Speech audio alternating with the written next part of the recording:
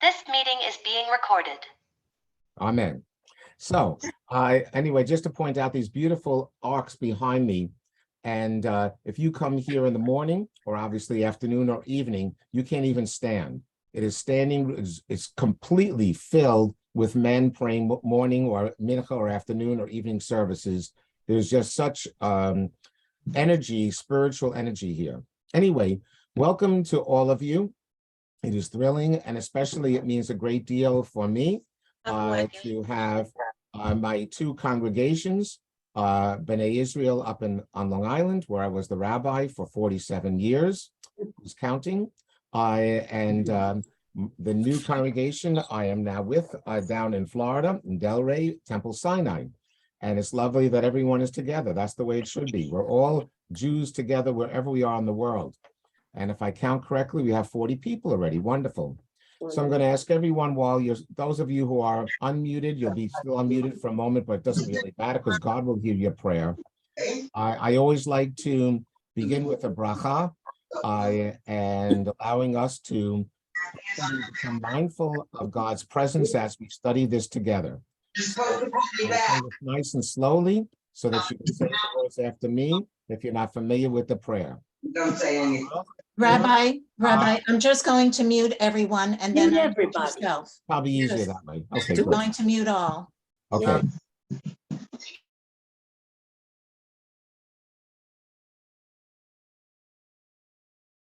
Eloheinu melech haolam asher kiddushanu b'mitzvotav v'tzivanu la'asok b'divrei Torah. Amen. Amen. We give you thanks, Master of the universe, for commanding us to become engaged in Torah. I also want to say a personal prayer that I pray that God should give me the wisdom to be able to share these teachings with you today.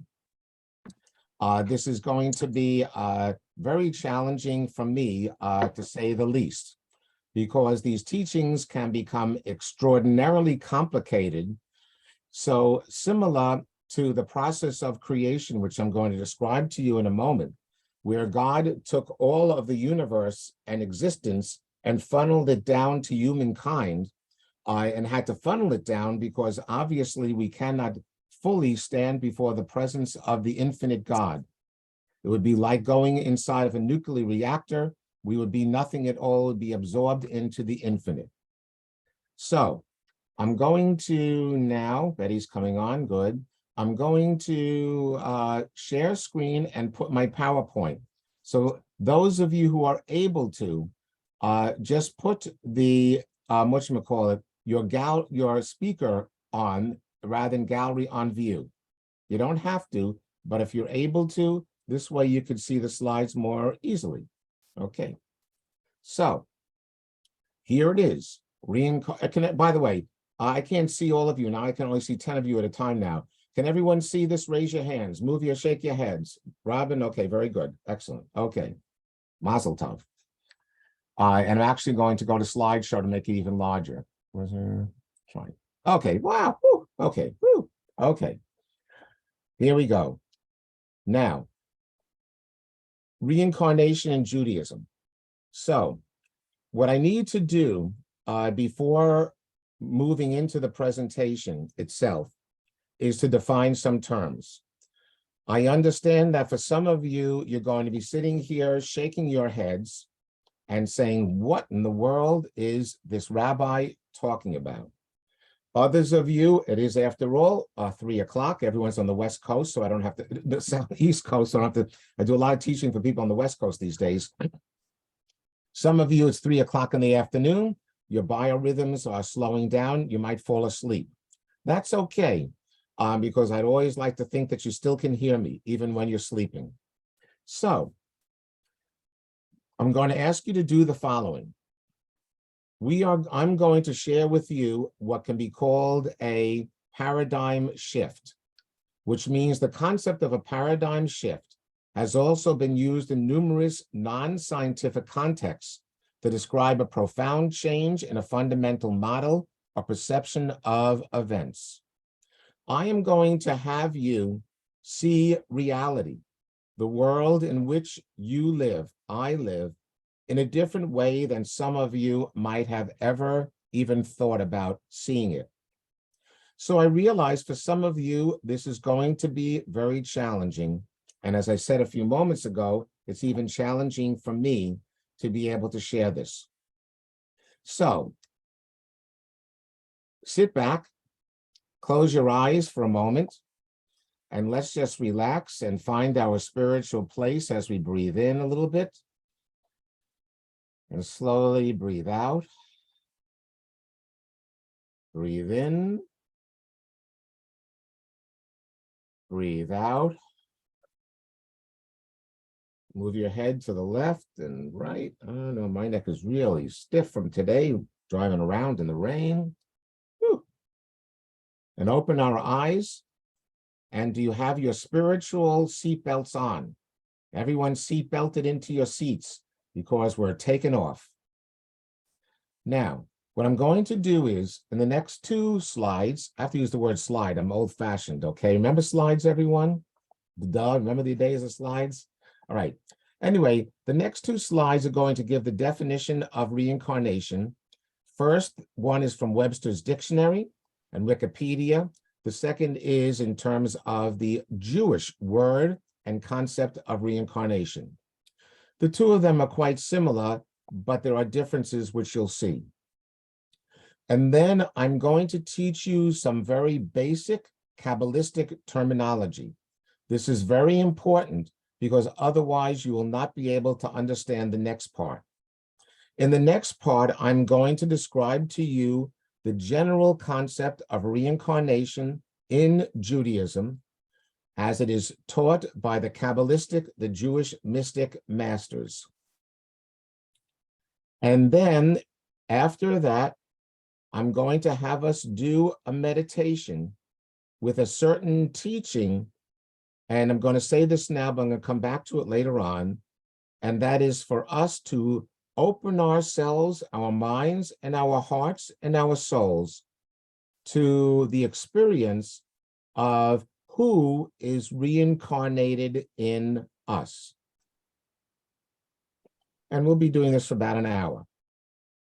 Okay. Reincarnation, also known as rebirth or transmigration, is the philosophical or religious concept that the non-physical essence of living being begins a new life in a different physical form or body after biological death. I'm assuming everyone has some sense of what this means.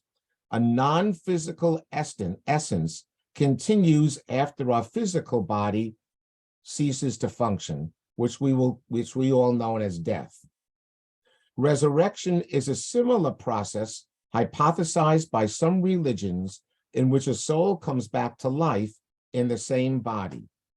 In a few slides, I will teach you something absolutely incredible, and that is resurrection can only be understood, and resurrection, by the way, is definitely a part of Judaism, can only be understood when it is joined together with reincarnation. In most beliefs involving reincarnation, the soul is seen as immortal, and the only thing that becomes perishable is the body. Upon death, the soul becomes transmigrated into a new infant or animal to live again. The term transmigration means passing of soul from one body to another after death. I don't think this needs any more explanation. It was clearly stated. I believe I got this from Wikipedia. Okay, now, in Judaism, someone asked me the other day, what is the Hebrew word for reincarnation? The Hebrew word is Gilgul. So everyone say Gilgul. Gilgul. Gilgul. Gilgul. Gimel Lamed, Gimel Vav Lamed. Okay. Or Gilgul Nishamot. The Hebrew word Nishamot is the plural of one of the levels of the soul, that is a neshama. Some of you are familiar, you've heard this, a good neshama, a good soul. Well, English is really unfortunately, in this regard, and others as well, lacking in substance. What do I mean by that? If I were to say to you, you have soul, you would really have no idea what in the world I'm talking about. First of all, you have to ask yourself, well, is he talking about the bottom of my feet? I have, okay, S-O-L-E, that's number one. But let's say you say, well, Rabbi, you mean S-O-U-L? I say yes. And they say, well, what do you mean by that? And I would be at a loss for words. I might say, well, something in you continues after you die. Well, that doesn't really tell very much, because because our English language and our Western culture lacks substance with this word. You're going to hear this in a few moments now at the teaching. In Judaism, we believe in not one, but 5 parts of the soul. So the plural of Gilgulim is the concept of reincarnation or transmigration of souls in Kabbalistic esoteric mysticism. In Hebrew, the word Gilgul means cycle or wheel, and Nashamot is the plural of souls, what I just said. By the way, some of you might be sitting here and saying, Gilgul means wheel. Okay? Well, if Gilgul means wheel, that sounds similar to what? Karma. For those of you familiar with Buddhist teachings, and many of us are, either personally because we actually studied it or we heard about it, as we heard the expression, what goes out comes back. What you do to someone else comes back to you. And so karma, the wheel continues around. And also, by the way, Buddhism does believe definitely in reincarnation. By the way, I'm just throwing this out. Christianity believes only in resurrection of the dead. Buddhism believes only in reincarnation. Judaism believes in both. Souls are seen to cycle through lives or incarnations, being attached to different human forms over time, similar to what I just read in Wikipedia. Which body they associate with depends on their particular task in the physical world. I'll be explaining this in a few moments, but to simply rephrase it, is that the body we're going to come back in depends upon what we need to be corrected from our past life's sins or misdeeds. And I'll explain more about that. The concept relates to the wider process of history in Kabbalah involving cosmic tikkun, which means messianic rectification. Tikkun, you've heard of the expression, many of you, tikkun olam, the repairing of the world. We, in Judaism, the belief is that we need to be doing a tikkun hanefesh, which is one of the levels of 5 levels of soul. We need to be doing a repair of our nefesh, of our soul structures every single day. And until we rectify or repair all of the damage that we've done now or in a past life, we will never, ever be able to reach the next spiritual level, which I'll describe. And the historical dynamic of ascending lights and descending vessels from generation to generation. What's going to happen in my presentation today, I'm going to be getting into very deep levels in a few moments, is certain things that you're going to see on the screen I'm skipping over. And the reason why they would really take us down a road, a path, which I'll never get out of, because we'll be together we'll be together all night and tomorrow and beyond. The esoteric explanations of Gilgul were, now I'm not going to ever translate that word back again to reincarnations because all of you are now students of mine, were articulated in Jewish mysticism by Isaac Luria in the 16th century. Some of you might be familiar with the name Isaac Luria, Rabbi.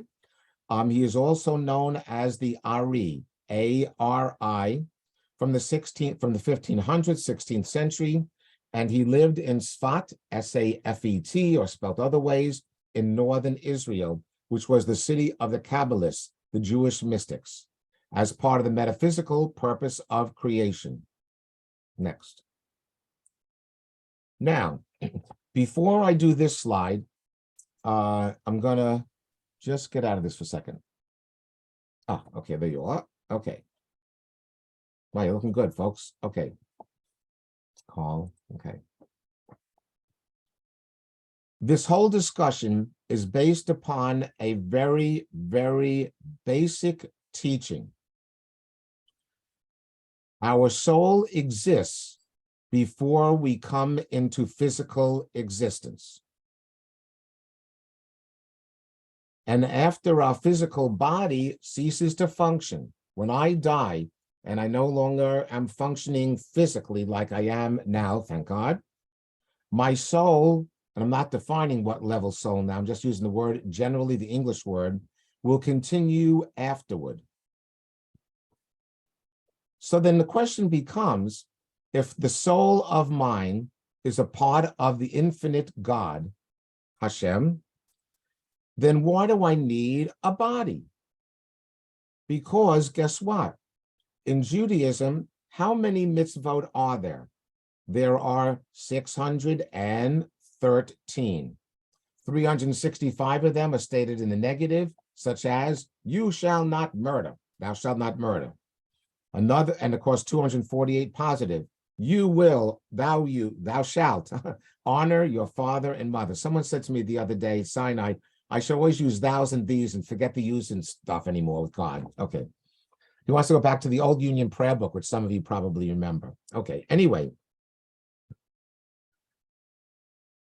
613 mitzvot are our obligation in traditional Judaism. I'm not going to get involved with Reform, Conservative, Orthodox. Okay, I'm just talking about general Judaism.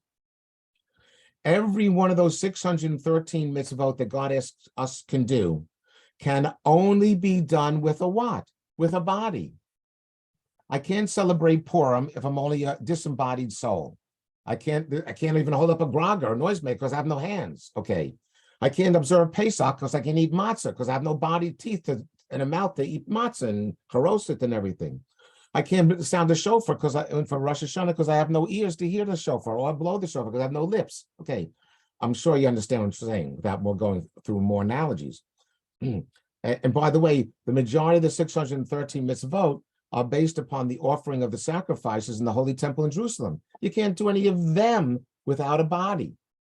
So the basic assumption here is that our soul needs a body in order to fulfill the mitzvot and do them. I'm going to put this in parentheses because this is where Reform, Conservative, Orthodox, the Satmar differ from the Baba, and the Baba different from modern Orthodox and whatever.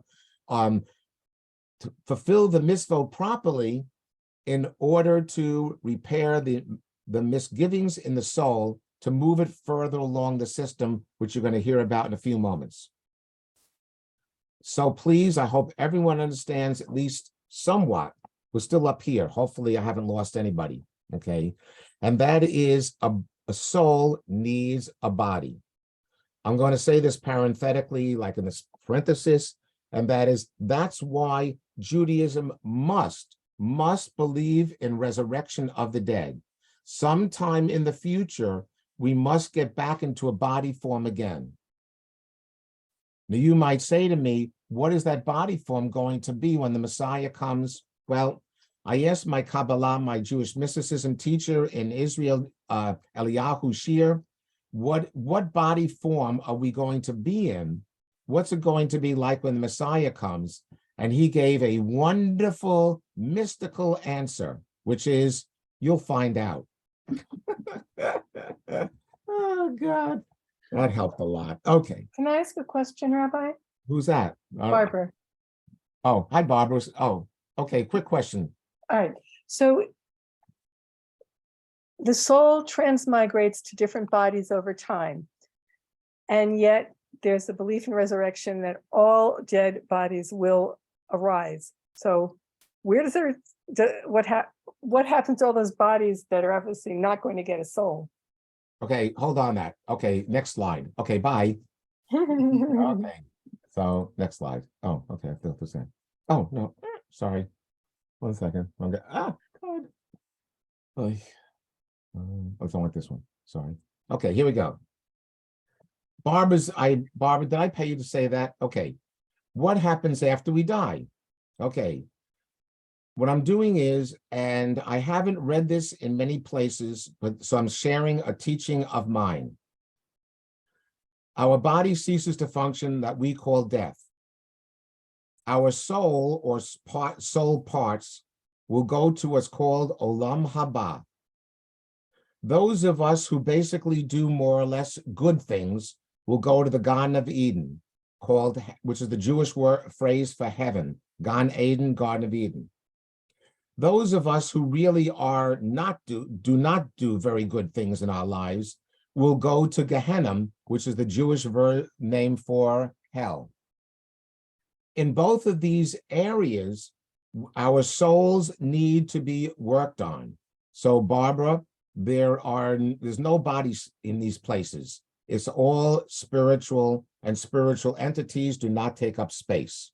So that's easy.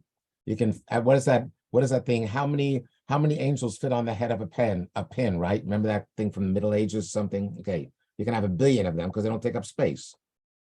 However, you got a big problem here. Those who go to heaven, and remember, no one is perfect. So this is sort of like Gan Eden, and a Gehenna is a waiting place. Because it's like a waiting room where they're going to experience certain things, and depending upon the literature you read, but here's the kicker.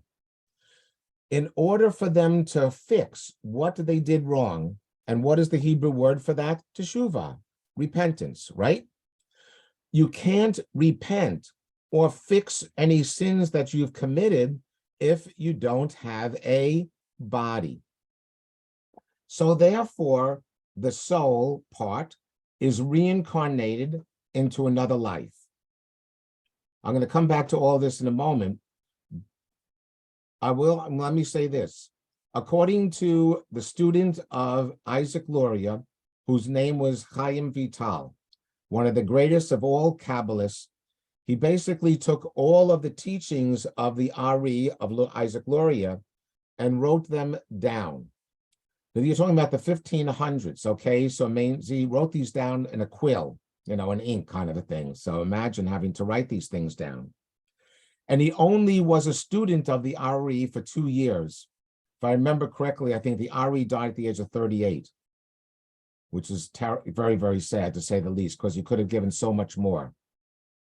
But anyway, according to the Chaim Vital, we actually are given the opportunity for, guess what, everyone, 1,000 lifetimes to work on the reparation process. So you can come back 1,000 times to work on your spiritual soul work. When all of this is done, and at some point in the future, and I guess Barbara was kind of alluding to this, some of us will have finished the work, others will not finish the work. It's not as if all of a sudden there's a goal at the end and all of us are going to wait for everyone, okay? The Mashiach, the Messiah, will come. There will then be Techiyat Hametim, which means our souls will not be only disembodied, they're going to come back to life, but actually in a body form. But as to what this will be, I again, just like Rabbi Shir said to me, I really cannot say. Will it be like we hope it will be, that there'll be no suffering, that there'll be no pain, there'll be no illness? Then Barbara's question becomes a very good one. We couldn't all fit on this planet, obviously, if we're physical bodies. I know there's disagreements about this. I think that it will be reunited in a spiritual body form, which doesn't take up space. That's my thought. Okay. So is everyone more or less hopefully following along? By the way, I am going to shake you up later on by letting you know in Judaism, not only can you be resurrected into a bodily form, but you can be also resurrected into an animal form. And according to Chaim Vital, you can also be resurrected into an inanimate object, such as a plant, a rock, a tree, a peanut butter and jelly sandwich. Okay, continuing. The basis, I'm going to get into some Kabbalistic terminology before we get into Chaim Vital's book. By the way, the teachings that I've learned, or still I'm learning to say the least.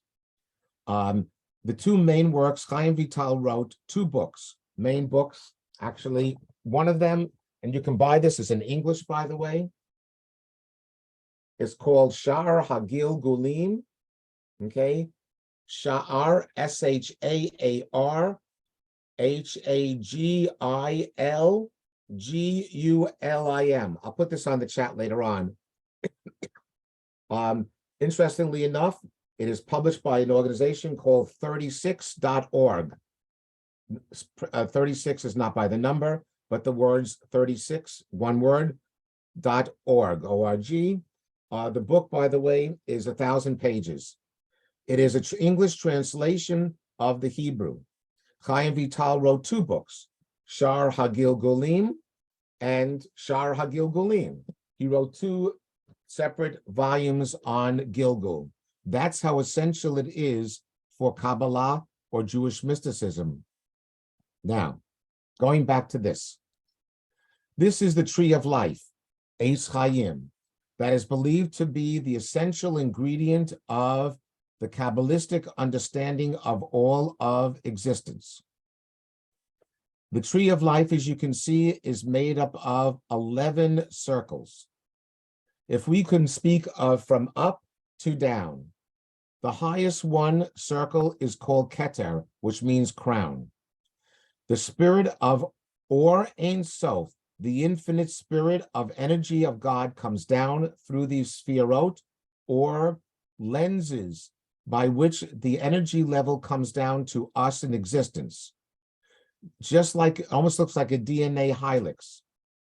There is an infinite number of these 10 spherot in existence, in operation all the time, everywhere, both in physical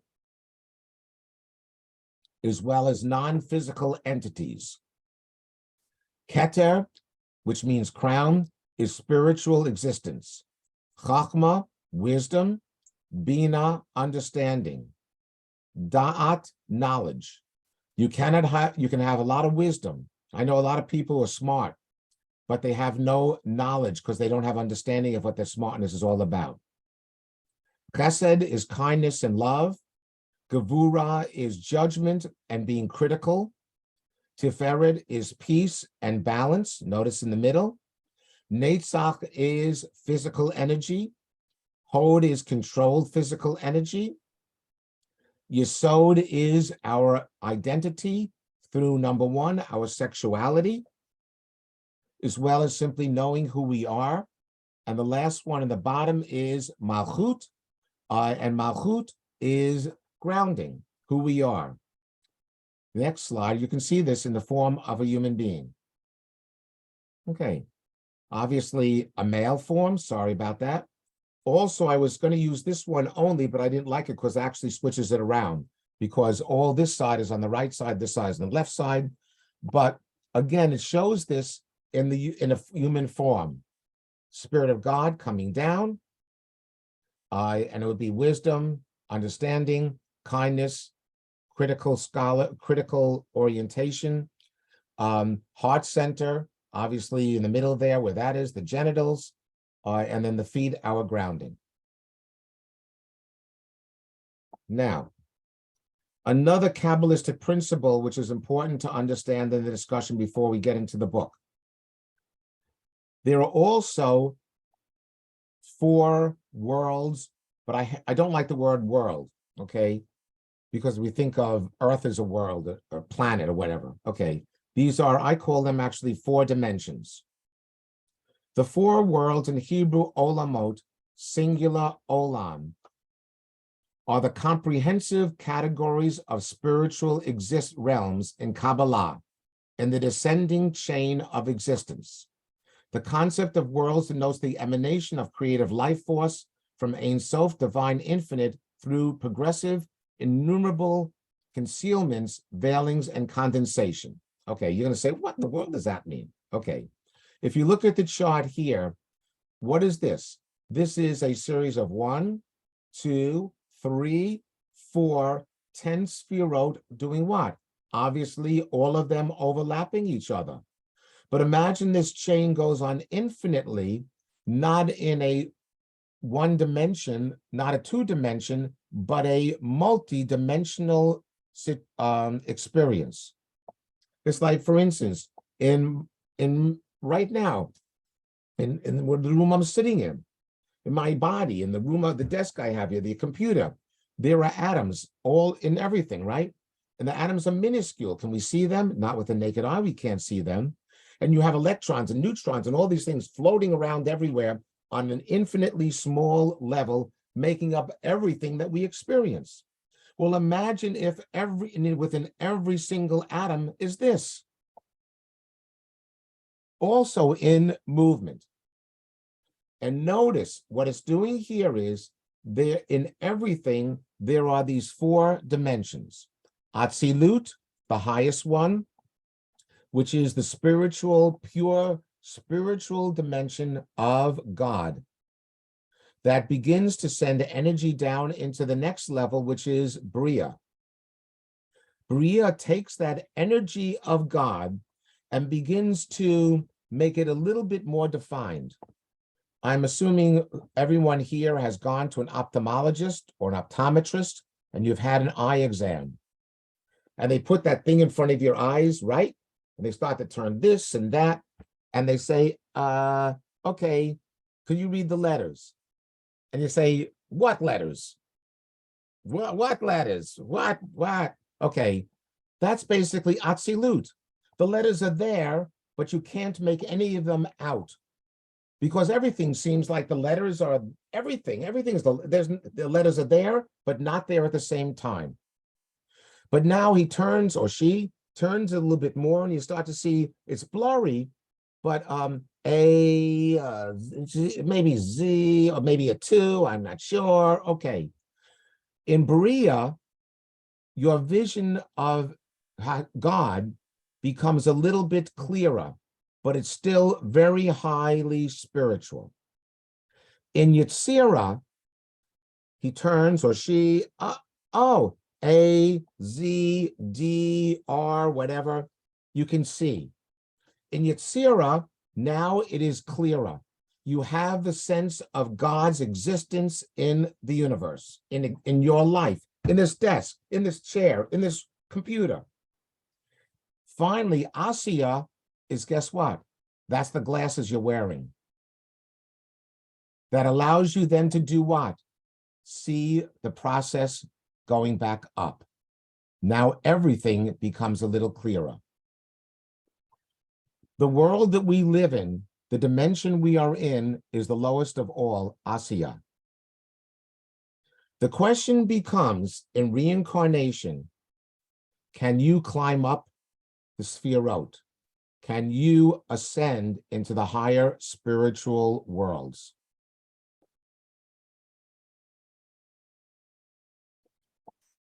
Can you do it? Now, I'm going to now take you, this is chapter 1 of the, obviously, Sha'ar HaGilgulim, the gates of reincarnation. As I said in the beginning, I'm not going to do every single, I'm going to skip over some things. We begin with what Chazal, which are the rabbis, have written, that the soul has 5 names. Their order from bottom to top is Nefesh, Ruach, Neshama, Chaya, and Yechida. Undoubtedly, they are not called these by chance. Now, therefore, you now learn that Hebrew, unlike English, has 5 levels to the soul.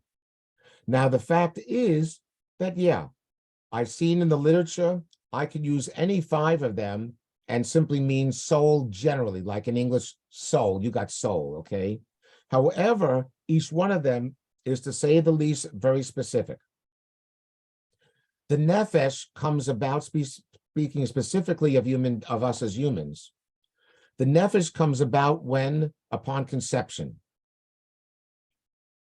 meaning life. The ruach means the Hebrew word for breath or wind.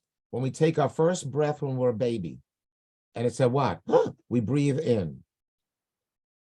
Neshama is our higher spiritual levels that are obtained as we begin to develop spiritually, hopefully, morally, and ethically.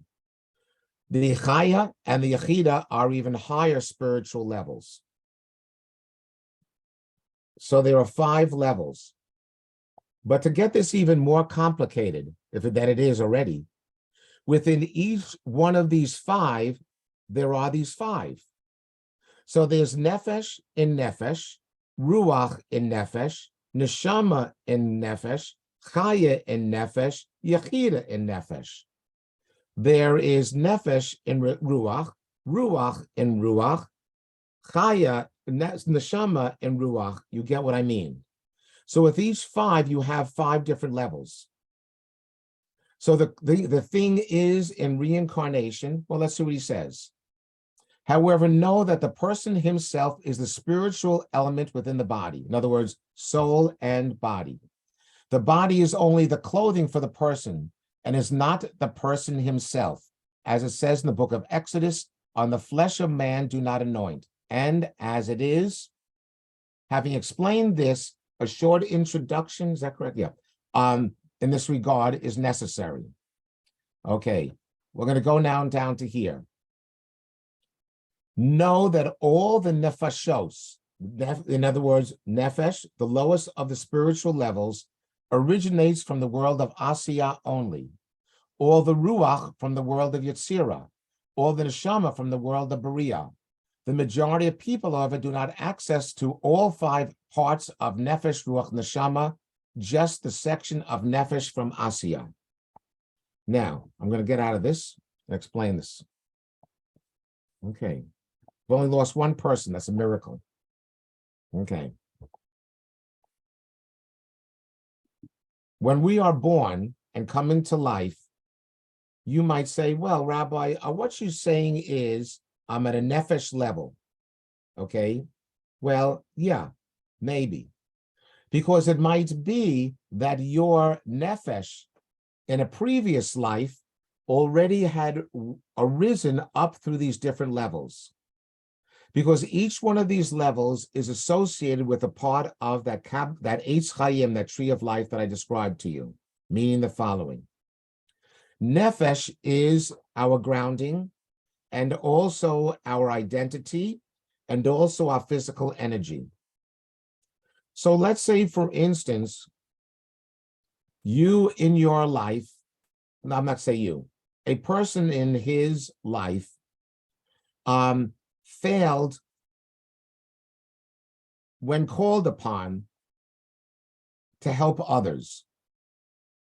I'm going to give a very simple, silly example, but looking around the scoreboard here of all of you, I know some of you are involved in a synagogue life.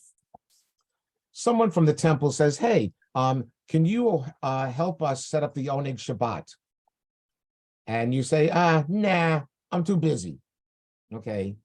And then every single Shabbat, you might be there. And, can you help us close up and clean up after the Oneg? Nah, I got to get home. Okay. And every single time you had the opportunity to move yourself forward to help the temple, you said no. Well, guess what? You are now what? You are now corrupting your nefesh, benefesh, the lowest of levels, which is totally and purely physical. So now when you are reincarnated, you might be reincarnated. I'm going to say something really silly, but gets across the point. You might now be reincarnated into a vacuum cleaner.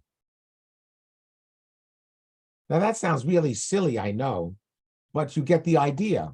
You're going to be reincarnated in order to work up the fact that you never helped anyone in that temple clean up anything and help with that mitzvah. And one level, as strange as that seems, it's as simple as that. But you have to, it's sort of like a video game. If in the level of the nefesh, there's the nefesh, which is physical, the ruach, which is emotional, the neshama, which is higher spiritual capacities, you need to work through all 3 of them in order to move to the next level of ruach. and move to the next level of neshama and the chaya and yechida. And if as you move along, you sort of like, I'm going to use this example of a video game, you keep on getting points and moving up through the system because you're repairing your soul. I'm going to give a couple of practical examples. Let us say that there was a rabbi, a personal example in this case. Let's say, for instance, there was a rabbi who was unable to visit his congregants in the hospital to do Bika Cholim, for whatever reason. It could be emotional, it could be spiritual, it could be physical, it could be based upon experience he had when he was a child, whatever it is, it doesn't matter, a bit of difference. He really failed to fulfill a very important mitzvah in Judaism, and that is visiting the sick. And this is incumbent upon all Jews, but certainly upon a rabbi, most definitely.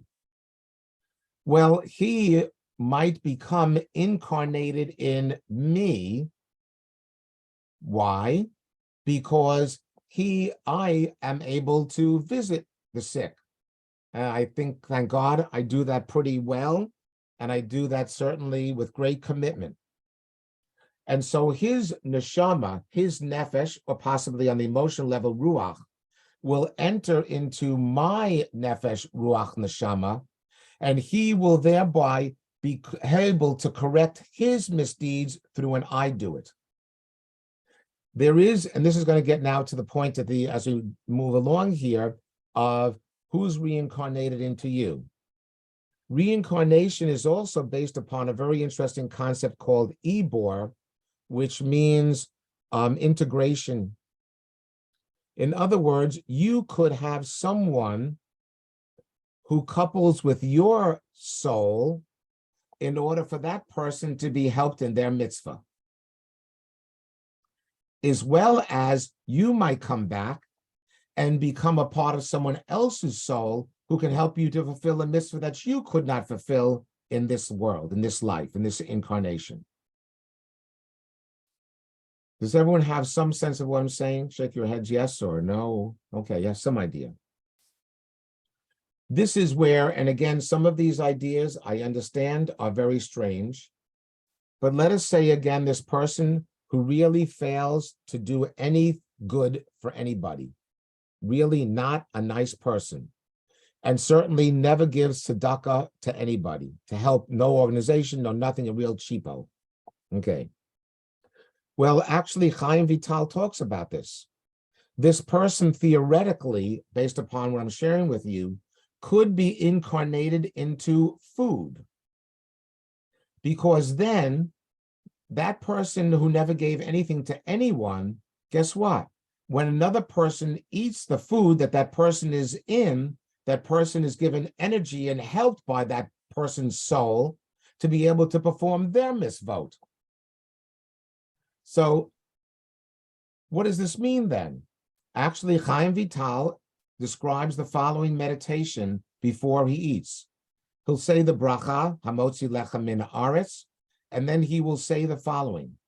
I pray that if any neshama, any soul has been reincarnated into the food that I just ate, I pray that by my eating it, giving me the strength to now perform my mitzvah, whatever it is, visiting the sick or teaching a class or whatever else it is, blowing shofar, therefore that soul will receive a pidyon, will receive a redemption and be sent back again into a human form to continue on its cycles. What then does all of this mean? Okay, I'm going to put it into a summary form now a little bit because I've given you so much to think about, I think, right? Yeah, a lot. As to what all this actually means, and I've just kind of skimmed over, to say the least, is the following. Is what we do now will affect our future existence. And I'm going to use the word directly. We need to repair the sins that we commit, the misdeeds that we do spiritually and physically and emotionally, okay, to the best of our ability, because it's going to affect us the next time around. But then there's something else to realize too. The second thing is what? Is that there might, why, in addition to doing the best we can in terms of the 613 mitzvot, 10 commandments are coming up in next week's Torah portion, is what? Is that we also have souls in us that have come to us to help them out. So if we succeed in and we don't know who they are sometimes. So therefore, if we can work that out, then we're helping another person's soul. It might be someone we know. It might be someone, guess what? We don't know. But now I'm going to share with you even a more incredible thought. And that is, if all of a sudden you're doing something, you're trying to solve a puzzle. I'm not talking about a crossword puzzle of your life. Let us say, for instance, you have to make a major decision and you can't figure it out for the life of you. And then all of a sudden, bingo, it comes to you. It might very well be that there was an ibor, an impregnation of your soul by a soul of someone in your life who loves you and wants to help you. Because from all that I've just shared with you is the definite belief in Judaism that the souls of people never, ever die. Whether it's nefesh, ruach, neshama, chai, yechida, it doesn't make a bit of difference. It does not ever die. And the people who have, well, since you don't die, I can't say who've died. I would say those in past lives can be with us to help us along the way. I'll share another personal story. I cannot fathom and understand at all how it is that I have the spiritual inclinations that I have. I absolutely do not understand how. So therefore, for me, this person here, who was my grandmother's grandfather, the last rabbi in my family, I am convinced that that there is an ibor, an impregnation, by a presentation of his neshama in mine. By the way, we have the exact same face. If I took my glasses on, you could see this close. He and I have the exact same eyes. And if the eyes are the gateway to the soul, that tells me a lot. For a matter of fact, probably about 20 years ago, I met his son-in-law who lived with the Rabbi Wolf Turbowitz in Europe when he was a young man before coming here to America. His name was Joseph Kessler, Aaron Kessler, I'm sorry. And his son was Joseph, Aaron Kessler. And when I made an appointment to see him in Pittsburgh, Kessler was 91 years old. And I called him up and told him who I am and all this kind of thing. And when he opened the door of his apartment, he almost collapsed and fainted because he thought that the rabbi came alive again and was resurrected in this body. Okay. So in your life, you might say, why do I have this feeling? Why do I have this inclination? Why do I have this ability? Take, for instance, this one text from the 1600s that I've been working on a translation of for 50 years, a Kabbalistic text. I'm not an academic. I'm not a real scholar. I don't believe, I never was good in languages ever. And I don't understand why I'm good in Hebrew. And I don't understand why I'm particularly good in Kabbalah, Kabbalistic mystical literature. And I'm not bragging, I'm describing. And also, I don't understand why I can translate this book and only this book alone. I've talked to my teacher, Rabbi Shear, and he said to me, it's very possible. I do believe that Rabbi Aaron Berechi's neshama is also an ibor in me, because the only way I can understand it. By the way, some of the great rabbis in the past believe this as well. Some of you might have heard of the Shulchan Aruch, one of the greatest books of Jewish law ever written, also in the 1500s, by a Rabbi Joseph Cairo. Joseph Cairo was a Kabbalistic as well, although he certainly was a writer of Jewish law to help people live a Jewish life at his time. He also believed he was impregnated by the soul of another rabbi from the past. Rabbi Chaim Vital, who wrote voluminously on mysticism, believed that he had numerous incarnations in him including Rabbi Akiva, the great rabbi of the Talmud, lived 2,000 years before him. And I'm going to conclude with one more, and then we're going to open the microphones up. The following. As some of you know, in 2019, I had the privilege of not only riding a bicycle 60 miles from Auschwitz to Krakow, but also, along with a good dear friend of mine from B'nai Israel, Paul Haynes, Paul and I went to Reinstadt and also to Treblinka. Unfortunately, Paul, due to some an accident he was in Auschwitz, actually, he wasn't able to get out of his car and go with me into Reinstadt. So I went in by myself. And there is no question that everything there, the rooms I went to, the hallways I went to, the paths I took in the 2 hours walking around the concentration camp, I believe that I was there before. Everything looked as familiar as my own home did. As I walked around, I heard screaming, I felt terror, but I went through it.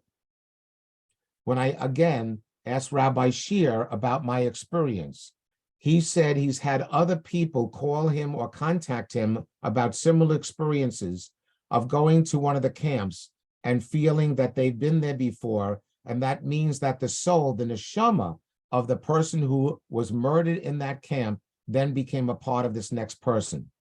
And I said, but yeah, I was born in 1948. He said, time does not matter in soul time. Souls don't have time. They don't wear watches. They don't have calendars. They don't care because they don't have to. Time is irrelevant in the higher spiritual dimensions of Yetzirah, Beriah, and Atzilut. So the way I want to end my part of today with you all is the following. I would like all of you, if you feel comfortable, to think for a few moments. We're going to kind of relax in a meditation kind of thing. Are there experiences in your life that you have said over your life, where does that come from? Why did I have that feeling? Why did I have that insight? You can think about loved ones, or I mean, after all, certainly Rabbi Aaron Berecki is not a loved one of mine. I have had no idea how in 1969, when I was going, actually 68, when I had to write a thesis, why I found his book, and that book like almost jumped out of the shelf at me to work on for the next 50 years. I don't know why. Have there been those moments in your life when you look back now, as I'm asking you to do, and say to yourself, I don't know, but maybe, and then maybe even today, or after today, to start thinking, who might it be in my life? Now, you might not come up with anyone, and simply therefore say, thank God, that there's someone entered into you to either help you in your life, or you have helped that person. What makes us very special is, guess what? We are the vehicles in this whole system of reincarnation in Judaism called Gilgul, to not only benefit our own soul's journey through all of these lives, but also, guess what? You help others. And I think that's a good thing, right? Okay. Rabbi, may I ask a question? Okay, quick question. No, okay, go ahead, Meredith. Go ahead, sure. I was just curious because, I've never heard of, in terms of reincarnation, in terms of being a live being and then someone entering into you. And I'm just curious how we know when someone has entered into us or if they've left. Like, is there a way of knowing that? I'm going to give a simple answer, and that is at those times when something comes into you, or you do something, or you're able to do something, okay, that you couldn't do before. This is the teaching that I've received, and that might indicate that something's happening in your soul structure. Because remember, our physical structure, we're doing stuff, I'm breathing, I'm talking, I'm moving, whatever. But at the same time, I have a soul structure that is in constant movement also.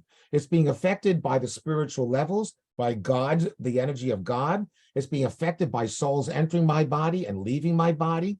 There's a lot going on. And we have the ability, some of us, to get in touch with that. I was talking at the pool the other day. Sorry, folks in New York. Okay. Well, I was at the pool the other day, and someone said, can you tell me about this class you're doing? So I was describing it. And this person began to speak to me about, she has actually one of those people who is actually hears the voices of the dead. And she said, is that possible? And I said, well, based upon what I've just taught, yes, that is. So Meredith, I hope I answered your question. Those moments when all of a sudden you're surprised by something. What is that feeling? I mean, how did I know where to go? Okay. You're riding up and down the street. Your GPS isn't working and you're totally lost. And you get all frustrated. And you take a deep breath and all of a sudden, oh yeah, it's that way. You could say, oh, that's coincidence. But in the Hasidic teachings, nothing happens by coincidence. But even more than this, let's say there was a moment in your life when your life could have gone one way or went another way. And how's that? Okay. It might just be, well, you could say, well, that's the way it was. But on the other hand, it could also be the fact is that someone has entered you to help you, number one, or obviously the other way that you're helping someone else. And I'm not going to get into this now, but there's a very strong teaching in the Kabbalah of actually visiting the dead. And there's a thing in which actually laying oneself upon the grave of a dead person and asking them to enter you and become a part of your soul to do what? To help you. And that particularly is with holy people, and people do this all the time, especially Hasidim in Israel. So I hope I answered your question. Okay. So I'd like to do the following, then we're going to open up the mics. And again, I don't know why, okay? The other day, I was thinking about my presentation today, and I've obviously been doing a lot of studying in Gilgul lately and whatnot, which is why I want to share this with you. And all of a sudden, I was sitting here at the desk, and I was trying to think of this in terms of contacting the Ibor, to know, Meredith's great question, to know of the Ibor in me, and all of a sudden I did the following. And I put my head down, and for some reason, I put my right hand on my forehead. Afterward, I looked it up, and actually this was right before I was going to do, because I'm still busy to say the least. I'm going to have to be reincarnated and resurrected a couple of times to finish my translation of this book from the 17th century. But the fact is, that's right, this is when it was.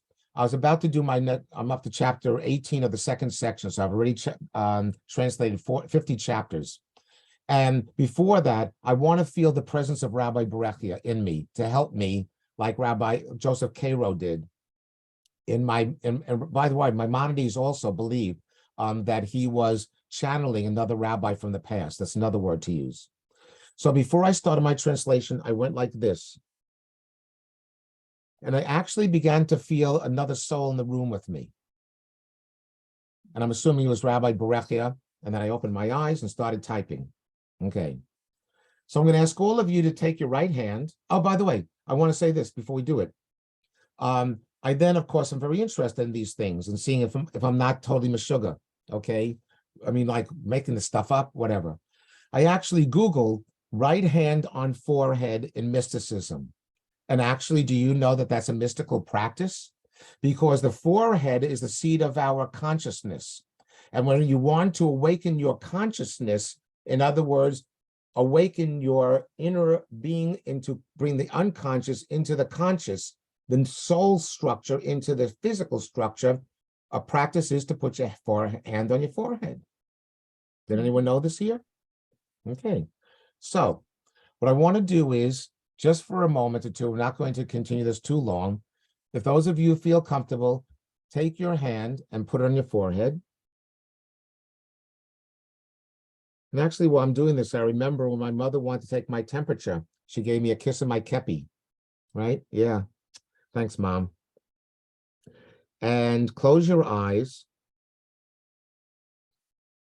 And just breathe in and out. Just relax a little bit.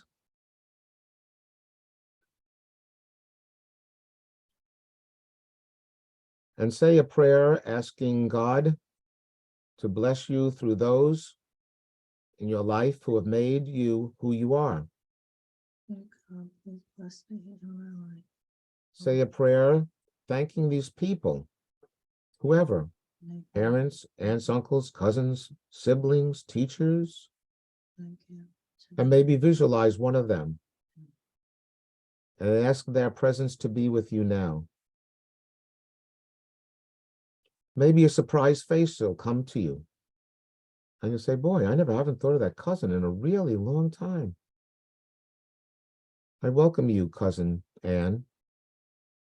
I welcome you, cousin David. And what you need to do sometimes is to do some soul work with them. If something happened in which you have to work something out with them, but to welcome them. And to give thanks to God for this opportunity of study and to begin to learn about some very important, maybe the most important part of us, and that is our soul life. So we say, Baruch Atah Adonai, Notein Lanu, Da'at Tevuna, Uvahaskel. We give you thanks, dear God, for giving us the mind to be able to learn and a lev to feel and a neshama to grow by. Amen. Amen. Okay, so where is she? Oh, okay. I'm gonna see some. I see some. Where she is? Oh, Jane, there you are. Okay, you can unmute everyone if you wish to. Actually, Rabbi, everyone is able to unmute themselves. And since there are so many people on here, if you want to ask a question, down at the bottom of all the pictures is a black row, and there's a title called Reactions. If you click on Reactions, on the bottom it says Raise Hand. So if you want to ask a question, please click on Raise Hand so that we can call upon you. And unmute yourself. Okay, most of you. This meeting is being recorded. I'm sure most of you have my email address, but for those of you who don't, that's that. And also, one of you asked about this book here, Shar HaGilgulim, which is not an easy book to read, but it's an excellent footnotes, and it is very readable English. It's making a lot of Kabbalistic references. So I'm going to write this out, and then we'll call it a day. Sha'ar HaGilgulim, Gate of Reincarnations. Yeah, okay. And there's no real author as such, but it's printed by 36.org. I love that. 36. Too bad I can't type either. Okay, 36.org. Okay. So everyone, it's been a pleasure. Oh, Alyssa, I'll make you the last comment today, huh? Okay. Elisa, unmute yourself. Elisa, you're muted. Okay, now you're okay. It's ironic, or maybe it's not so ironic, but I started reading this book by a woman, Rabbi Naomi Levy. It's called Einstein and the Rabbi, Searching for the Soul.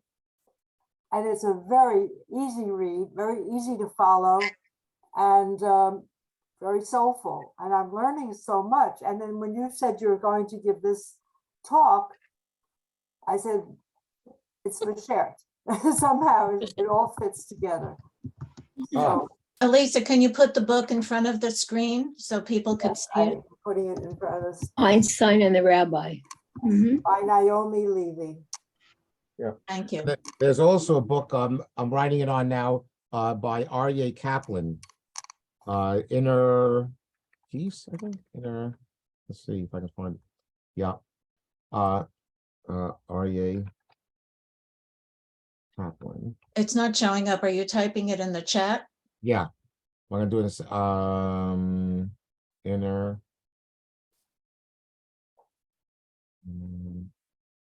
Peace. Hold on, everyone. Don't go away. Oh, Inner Space. Okay, where's my thing? Okay. Here we are. Inner Space. A very good book. And very readable also. Okay, there we go. Well, everyone have a wonderful day. I am so pleased so many of you came on. And if you're interested in other similar topics, let me know. Obviously, I very much just brushed very quickly through all of this, just the surface, to say the least. Because if you realize it, if there are 5 levels of the soul, and each of the 5 levels has 5 levels to it, and each of the 25 levels is each one of the 4 dimensions, then therefore you're now 5 times 4. I mean, 5 times 5 times 4. You got a lot of work to do, because you have to work your soul parts have to work itself up through all the different levels. And when I said to Rabbi Shear, how do I know what level I'm on? He says, forget about it. It doesn't matter. Just do what you have to do to become a better person. And that certainly is very much of a Jewish teaching. So everyone take care. Love you all. North, Thank you. south, east, west. Thank you very much. Thank you. Thank you, Rabbi. Shalom, Thank everyone. you. Pleasure seeing everyone. Thank you, Thank everyone, you. for attending. Thank you all for attending. Thank you, Rabbi. Thank you, Jane Brown, for Thank doing you. such a good job today. Thank you, Rabbi. Thank you, Okay. Jane. Nice one, Jane. Everyone up north and down in Bye. Florida, stay healthy and safe and well. Thank you. Thank you. Thanks you. for organizing, Jane. Bye-bye. Bye-bye. Bye. Bye, everybody.